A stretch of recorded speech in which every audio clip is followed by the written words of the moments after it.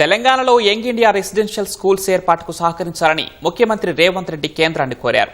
ఈ పాఠశాలల ఏర్పాటు కోసం తీసుకునే రుణాలను ఎఫ్ఆర్బీఎం పరిధి నుంచి మినహాయించాలని విజ్ఞప్తి చేశారు.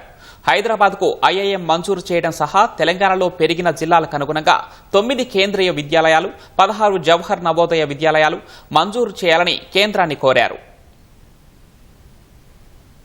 కాంగ్రెస్ రామ్లీలా మైదానంలో నిర్వహించిన ఓట్ చోరీ కార్యక్రమంలో పాల్గొనేందుకు ఢిల్లీ వెళ్లిన ముఖ్యమంత్రి రేవంత్ రెడ్డి ఇవాళ పలువురు కేంద్ర మంత్రులు సహా కాంగ్రెస్ అగ్రనేత సోనియా గాంధీని కలిశారు. తొలుత సోనియాను కలిసిన ఆయన తెలంగాణ రైజింగ్ 2047 విజన్ డాక్యుమెంట్ ను అందజేశారు. ప్రజాపాలనలో 2 ఏళ్లుగా అమలు చేస్తున్న సంక్షేమ పథకాలు, తెలంగాణ అభివృద్ధికి ప్రజాప్రభుత్వం తీసుకుంటున్న చర్యలు, భవిష్యత్ ప్రణాళికలను రేవంత్ రెడ్డి సోనియా గాంధీకి వివరించారు. తెలంగాణ అభివృద్ధికి తీసుకుంటున్న చర్యలను సోనియా గాంధీ అభినందించినట్టు ఆమెతో భేటీ తర్వాత రేవంత్ చెప్పారు. అనంతరం కేంద్ర ఆర్థిక మంత్రి నిర్మలా సీతారామన్ ను కలిసిన రేవంత్ తెలంగాణ విజన్ డాక్యుమెంట్ ను అందజేశారు. ఈ సందర్భంగా తెలంగాణలో 105 young India integrated residential schools ఏర్పాటు చేయనున్నట్టు వివరించారు. 5 నుంచి 12 తరగతుల వరకు ఉండే ఒక్కో రెసిడెన్షియల్ స్కూల్లో 2560 మంది విద్యార్థులు ఉంటారని, మొత్తం 105 పాఠశాలలతో 2,70,000 మంది విద్యార్థులు నాణ్యమైన విద్యను అభ్యసిస్తారని రేవంత్ రెడ్డి కేంద్ర మంత్రికి వివరించారు. యంగ్ ఇండియా రెసిడెన్షియల్ స్కూల్స్ సమీప ప్రభుత్వ పాఠశాలలకు విద్యా హబ్లుగా ఉండనున్నందున పరోక్షంగా లక్షల మంది విద్యార్థులకు మేలు చేస్తాయని వివరించారు.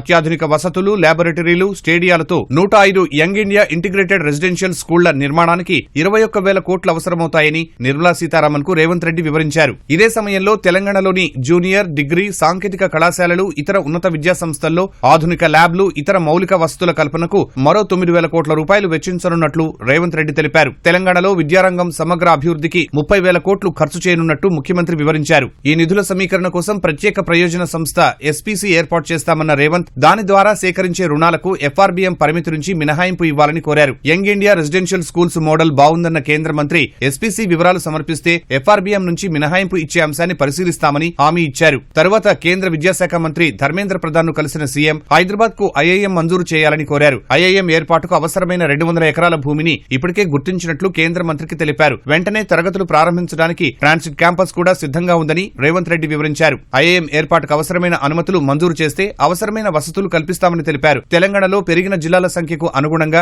9 కేంద్రీయ విద్యాలయాలు, 16 జవహర్ నవోదయ విద్యాలయాలను మంజూరు చేయాలని కేంద్ర మంత్రిని ముఖ్యమంత్రి కోరారు. ఆయా కేంద్రీయ విద్యాలయాలు, జవహర్ నవోదయ విద్యాలయాల ఏర్పాటుకు అవసరమైన స్థలం, ఇతర వసతులు కల్పించడానికి సిద్ధంగా ఉన్నట్టు వివరించారు.